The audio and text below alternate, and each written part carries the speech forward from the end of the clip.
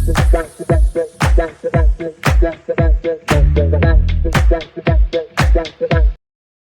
सभी का स्वागत है आपके अपने YouTube चैनल एक ज्ञान पर। जैसे कि आपको पता है कि हमने ह्यूमन राइट्स के ऊपर एक सीरीज स्टार्ट की है, जिसमें हमने लास्ट वीडियो में डिस्कस किया था कि ह्यूमन राइट्स होते क्या हैं।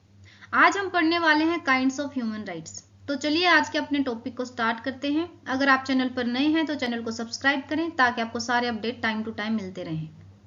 काइंड्स ऑफ ह्यूमन राइट्स में देखिए हमारे पास 3 तरीके के राइट्स हैं। एक तो फर्स्ट जनरेशन राइट, इसमें डिमांड की गई सिविल और पॉलिटिकल राइट्स की। मतलब कि हमारे जो पहले रिवॉल्यूशन किए गए थे उनमें लोगों ने डिमांड किया कि हमें अपने रूलर को चूज करने का अधिकार होना चाहिए, डिक्टेटरशिप हमें नहीं चाहिए। देन सेकंड जनरेशन आती है, वो बोलती है कि भाई सिविल और पॉलिटिकल राइट जो है वो सफिशिएंट नहीं है अच्छी जिंदगी जीने के लिए, अब हमें इकोनॉमिक, सोशल और कल्चरल राइट्स भी चाहिए। तो ये सेकंड जनरेशन राइट बन गए।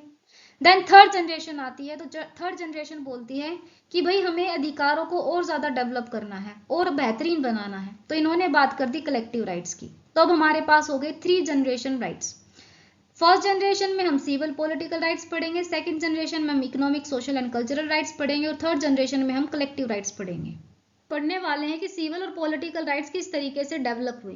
17th और 18th सेंचुरी में वेस्टर्न कंट्रीज में बहुत सारे रेवोल्यूशन होते हैं, जैसे कि इंग्लिश रेवोल्यूशन 1688। लोगों ने इंग्लैंड में मोनार्क के अगेंस्ट प्रोटेस्ट किया और मोनार्क से पावर लेके पार्लियामेंट को शिफ्ट कर दी, पार्लियामेंट को बहुत ज्यादा मजबूत कर दिया। यहां से ओरिजिन होता है डेमोक्रेसी के कॉन्सेप्ट का। अमेरिकन रिवॉल्यूशन 1776, लोग इकट्ठा हुए और उन्होंने प्रोटेस्ट किया, लड़ाई लड़ी आजादी के लिए फ्रॉम द ब्रिटिशर्स, और एक साथ आके उन्होंने अपने देश को इंडिपेंडेंट कराया। उन्होंने अपना संविधान तैयार किया, फेडरल सिस्टम को अडॉप्ट किया। देन आता है फ्रेंच रिवॉल्यूशन 1789। लोगों ने मोनार्क के अगेंस्ट लड़ाई लड़ी, उन्होंने कहा कि हमें इक्वालिटी चाहिए, लिबर्टी चाहिए, फर्टर्निटी चाहिए, और यहां से इन 3 रिवॉल्यूशन से डेवलप होते हैं हमारे सिविल और पॉलिटिकल राइट्स। सिविल और पॉलिटिकल राइट्स को हम फ्रीडम राइट्स भी बोलते हैं और फ्रीडम फ्रॉम राइट्स भी बोलते हैं, क्योंकि यहाँ पर हम अपने अधिकारों को ले रहे हैं। ये नेगेटिव राइट है। नेगेटिव राइट ये इसीलिए है क्योंकि गवर्नमेंट को, अथॉरिटीज को यहाँ पर हम रिस्ट्रेन करते हैं, लिमिट करते हैं कोई चीज ना परफॉर्म करने के लिए, कि आपको ये काम नहीं करना है, क्योंकि इससे हमारे अधिकार वॉयलेट होंगे। आप हम पर हैवी टैक्सेस नहीं इंपोज कर सकते, आप हमको अनवांटेडली नहीं पनिश कर सकते। देखिए, their main aim is to limit the power of the state and protect individuals from arbitrary action, कि सरकार और अथॉरिटीज अपनी पावर का मिसयूज ना करें, गलत तरीके से उपयोग ना करें, लोगों के अधिकारों को ना वायलेट करें। इसीलिए गवर्नमेंट की पावर को सिर्फ और सिर्फ लिमिट किया जाता है सिविल और पॉलिटिकल राइट्स के द्वारा। These rights safeguard us from the murder and torture, cruel and unusual punishment, ex post facto legislation, denial of habeas corpus, imprisonment without due legal process। हम अपने देश की बात करते हैं। ब्रिटिशर्स यहाँ पर आए, उन्होंने अपनी कॉलोनीज को सेटअप किया। जनरल डायर ने किस तरीके से जलियांवाला बाग हत्याकांड में, मतलब ब्रूटल तरीके से इतने सारे लोगों को मार दिया, लेकिन उनके लिए कोई पनिशमेंट नहीं। चंद्रशेखर आजाद ने ब्रिटिशर्स के अगेंस्ट नारे लगाए, नारे लगाने की वजह से he was even under as, उनको चौराहे पे खड़ा करके लैशेस मारे गए, कोड़े मारे गए। तो ये सारी जो सिस्टम है, ये जो पनिशमेंट्स हैं, बहुत ही अनयूजुअल है, कि एक क्राइम के लिए कोई पनिशमेंट नहीं है, दूसरे व्यक्ति के लिए एक माइनर एक्ट के लिए भी पनिशमेंट है, और वो भी इतनी ब्रूटल है। So these civil and political rights are capable of immediate and full realization without heavy financial cost to the state। मतलब कि सरकार को, स्टेट को कोई ज्यादा बर्डन नहीं उठाना पड़ता, उनका कोई एक्सपेंडिचर नहीं होता, उनको सिंपली लोगों को ये अधिकार प्रोवाइड करने हैं, और कंट्रोल किया जाता है इन अधिकारों के द्वारा गवर्नमेंट को, अथॉरिटीज को, कि वो अपनी पावर का मिसयूज ना करें। सेकेंड जनरेशन राइट्स में हम पढ़ेंगे इकोनॉमिक और सोशल कल्चरल राइट्स किस तरीके से डेवलप हुए।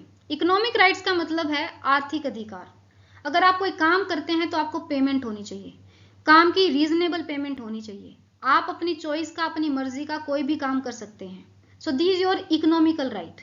सोशल राइट में आता है सामाजिक अधिकार, कि आपको शिक्षा का अधिकार है, स्वास्थ्य का अधिकार है, घर परिवार की सुरक्षा का अधिकार है। कल्चरल एंड राइट्स में आता है आपके सांस्कृतिक अधिकार, आपकी भाषा को बचाए रखने का अधिकार, पहनावे को, सभ्यता को, आपके पूर्वजों की देन को बचाए रखने का अधिकार, ये अपने कल्चरल राइट्स हैं। ये जो राइट हैं ये डेवलप होते हैं रशियन रिवॉल्यूशन 1917 से। रशिया के अंदर एक रेवोल्यूशन होता है जिसमें कि एक वेलफेयर स्टेट को स्टैब्लिश किया जाता है, जहां पर रिसोर्सेज को इक्वल डिस्ट्रीब्यूट किया जाएगा। इन अधिकारों को हम फ्रीडम टू राइट्स भी बोलते हैं और पॉजिटिव राइट्स भी बोलते हैं, क्योंकि हम यहाँ पर गवर्नमेंट को बोलते हैं कि आप इसमें एक्टिवली पार्टिसिपेट करें और हमारे अधिकारों को इंप्लीमेंट करें और प्रोटेक्ट करें। फर्स्ट जनरेशन राइट में हम सरकार को बोलते हैं आप इंटरफेयर मत करो, लेकिन सेकेंड जनरेशन राइट्स में हम बोलते हैं अथॉरिटीज को, गवर्नमेंट को कि आप इंटरफेयर करो ताकि हम इनको इंप्लीमेंट कर सकें। देखिए, these rights includes right to adequate food, clothing, housing and a decent standard of living, the right to free from hunger, right to work and to just favorable condition of employment, right to social security, right to highest attainable standard of physical and mental health, right to education। और इसके लिए एक international level पर treaty होती है जिसे बोलते हैं international covenant on economic, social and cultural rights 1966। इसको हम बिल ऑफ राइट्स में पढ़े होंगे डिटेल में। So these our second generation rights.